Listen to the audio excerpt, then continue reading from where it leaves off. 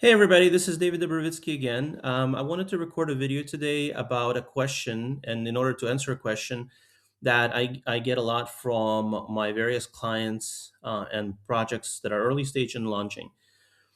And the question is, what blockchain should I launch my project on? And this is a very important question because it will ultimately decide how successful your project is in the space. This said, it's not a difficult question to answer, especially if you have a lot of experience in the sector. And there's really only around 4 or 5 blockchains that you should consider. Now, if I don't mention your ecosystem here, don't get upset. It's a well-known fact that all different blockchains have different advantages, and especially if you're a small project and you find an ecosystem that you like, where you're offered a grant, for example, I would always go for it and try to scale through these resources. That said, I do think that there are several blockchains. Like I said, there's around 4 or 5 blockchains that you should consider when building because they have several major factors going for them. Number one, the amount of liquidity. Um, the amount of liquidity usually is a testament to the amount of users they have, the amount of institutional liquidity they have, and how easy it is to build on them and how popular they are. So you want to build on a blockchain where you can legitimately commercially scale, and so the amount of liquidity is a big indicator. Another factor is how hard or easy they are to build on. Generally speaking, EVM or Ethereum virtual machine tech stack, blockchains or layer twos or Ethereum mainnet are easier to build on than non EVM. EVM blockchains have a huge, well audited a library of code. And so that really drives down the length of time it takes to build, the difficulty to find developers that know what they're doing, and really how expensive it is to build. And the last thing is how fast or cheap the blockchain is. This is really important, especially for businesses that will have a platform that does lots of small transactions on the blockchain. You don't want to have to pay a lot. You want to minimize the amount of gas fees that your clients are paying because that will ultimately attract users to your platform. So that's kind of another thing to consider. Lastly, I would also say maybe ecosystem support. If the blockchain that you're applying to has an active grant program, has VCs that are part of the ecosystem that are looking for up and coming projects, definitely something to consider. And so ultimately, these factors should really help you make the decision. Now, all this said, here are the blockchains that I believe you should consider right now as of the end of 2025. The first one is Solana. Solana is very popular. It's very cheap. It's very fast.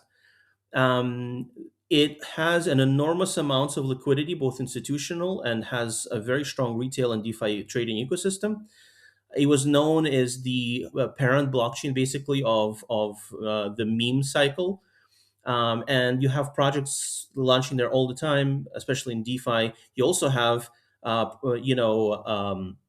institutional grade projects launching there, like the country of Bhutan just launched a stablecoin there. So it's a huge blockchain ecosystem, very important. There are some downsides. It's not EVM. The developers you hire have to know Rust well. It may be more difficult to find a developer, and Solana has been known to have some downtime. Now they're trying to fix it with their Fire Dancer update, and we'll see how that goes. But these are factors you need to consider. It may be more expensive to build there. It may take you longer, and you may have to deal with something that has to do with congestion or downtime while your project is being launched and it's already active. The second blockchain that I would consider very strongly is Base. Base is a blockchain incubated and created by Coinbase. Coinbase is the one of the biggest exchanges in Web3. It's a publicly traded company in the United States. It has a huge ecosystem. It's in many ways obligated to provide a great developer system because it's incubating this blockchain. Meaning Coinbase is incubating Base, and so, there's a lot of stuff going for it. Lots of institutional capital, lots of DeFi trading. Um, and again, the support from a huge corporation is obviously something that I would consider to be an advantage. The disadvantage that I would consider is Base is a layer two. It's not a full blockchain. Anytime you're working with layer twos, there will always be questions in regards to decentralization or centralization. Also, you have to consider the fact that Base is part of the Optimism superchain stack. So you would have to really understand that level of complexity in terms of how to move assets cross chain. Also, because it's a layer two, if something happens to Ethereum mainnet, there may be questions as to how do you get assets off of the layer two. So these are always the questions to ask when working with layer twos.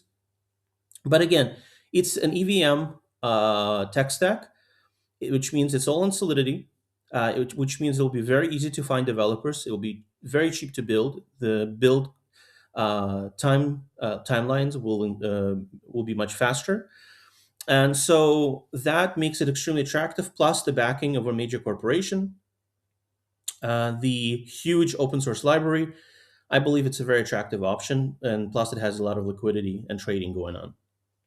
Another L2 to consider is Arbitrum. Arbitrum is a very advanced ecosystem, very sophisticated. It's a very mature ecosystem. Arbitrum is actually not part of the Optimism superchain stack. It started out, I believe, coming out of the Optimism stack, but kind of diverged into its own technology. This is a very advanced ecosystem. They have a lot of liquidity in terms of institutional liquidity, DeFi trading liquidity, lots of stablecoin volume. I know projects that have launched there have been very successful. They do have grant programs, so it's important to know that both Base and Arbitrum do have grant programs. So if you are considering, and if your project is considered to be valuable to the ecosystem, there's a chance maybe there. Um, and so, it's very mature. Arbitrum features modular blockchain platform called Orbit, where you can launch your own layer threes off of Arbitrum or even a layer two, and you can use their tech stack. So if you're looking to go modular, you can definitely do it. Or if you're looking to go app specific blockchain, you can do it with Arbitrum. And if not, you have the Arbitrum mainnet, which has enormous amounts of liquidity. So it's a great ecosystem to consider, and the technology is extremely mature. Um, Lastly, as a kind of honorable mention, I'll mention Polygon. Polygon is considered a layer two, although it's, I think, I believe, quite a bit older than both Arbitrum and Optimism, and much older than Base. It's an extremely mature ecosystem with very, very advanced tooling available to developers.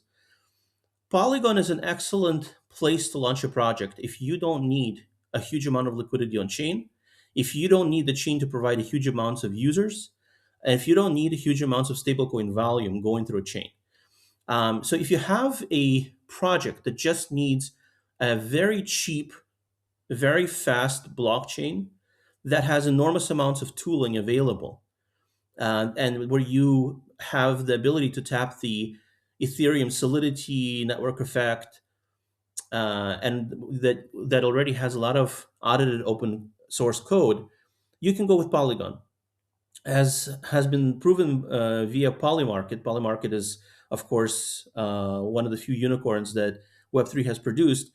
Polygon is excellent if you can attract users based on your actual app and not kind of need users that only the blockchain that you launch on can provide. These are very important things to consider because some projects genuinely need their blockchain, their home blockchain to provide users. This is especially true if you're building a DeFi project, if you're building anything that has to do deeply with the blockchain. If you're, for example, building a bridge or a cross-chain ecosystem, and one ecosystem is your home base, then most likely you will need your blockchain to provide the users. But on the other hand, if your idea is a unique startup idea that can live on its own, then you don't necessarily need to piggyback off of the liquidity of a blockchain, the number of users of your home blockchain. And in that case, you can be like Polymarket, launch on Polygon, derive all of the advantages from Polygon's advanced tooling, huge library of code, all of that, and just bring your own users. So this is an important factor to consider. I would also like to mention a couple of other blockchain ecosystems. If you're trying to launch a sovereign blockchain, Cosmos has a lot of technology developed that's very advanced and very interesting, and you can launch it through Cosmos. And it's also open source, very easy to build now. Uh, if you are uh, if you are a company that wants an out of the box blockchain, you may want to consider the Avalanche subnet system. Avalanche has created a system where basically you can use the nodes from Avalanche to kind of create your own node set. Everything is prepackaged, and you can just get an out of the box blockchain. I wrote about a lot of these themes and issues in my Substack, daviddobrovitsky.substack.com. It's only one D in that whole address. And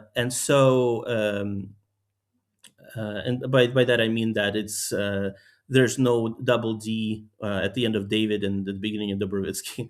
But anyway, basically, you can go to my Substack, read about the research that I've done, and it will explain to you everything more in detail. Lastly, if you are an institutional project company and you need access to liquidity, you should absolutely consider Ethereum mainnet. Ethereum is where Wall Street comes to play largely. It's filled right now with various major institutions launching their ventures. So if you need the institutional funds, you go to Ethereum. You can also try Solana. Solana is definitely having some success there. If you're looking for ecosystems that can provide a ton of liquidity and good trading volumes, you can go Solana, Base, and Arbitrum, and I believe all of them actually have grant programs potentially. If you're looking for something that is cheap, fast, uh, and has a lot of tooling and is very easy to launch on, then you go with Polygon. I should mention that all of the blockchains that I mentioned, the first four, Solana, Base, Arbitrum, and Polygon, they're all very cheap and fast. So that is all a given. The only question is, at the end of the day, what specifically do you need, and how much can a blockchain provide for you? So that's about it on this topic. I think that should make your choices much easier. If you have any questions, I'm always open to reach out via my Substack or LinkedIn. And see you next time. Thank you so much. Bye bye.